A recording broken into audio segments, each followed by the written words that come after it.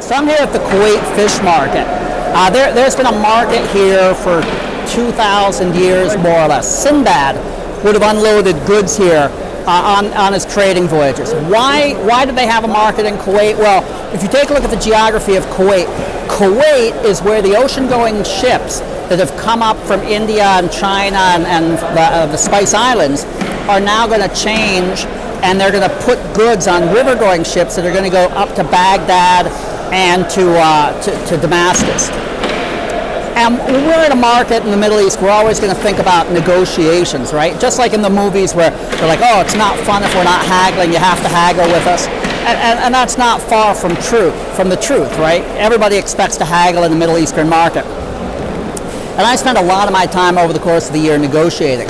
One of the big things I negotiate is the conditions that apply when I hire a new distributor. And I've spoken on different videos about how I find distributors and what I want from a distributor and how I manage distributors.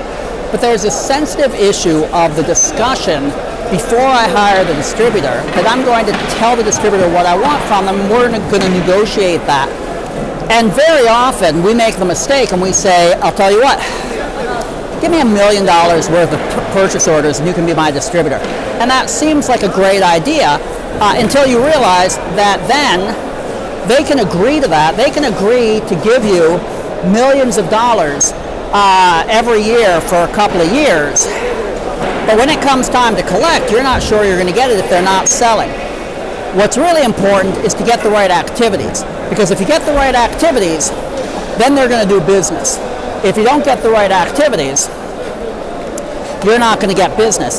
And once they've given you money, if you've asked them for a certain amount of money and they gave it to you, you can't come back later and say, but I really want you to do these activities. Your leverage is in the beginning before you've signed an agreement with them. So what you really want to do is in the negotiations, when you're first talking to them, say, look, let's not talk numbers. Don't tell me you're going to give me a purchase order of $1 million every year for the first 3 years. Let's hold off on numbers for 2 years. But these are the activities you have to carry out. And I'll typically give people about 2 pages worth of activities that I want from them. I'm going to tell them what type of people I want them to hire. I'm going to tell them how I want them to train their people.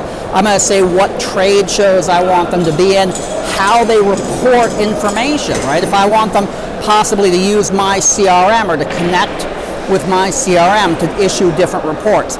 I might even say, I'm expecting this many sales hours a year from you. And if they don't give it to me, then they're not in compliance with their side of the agreement, right?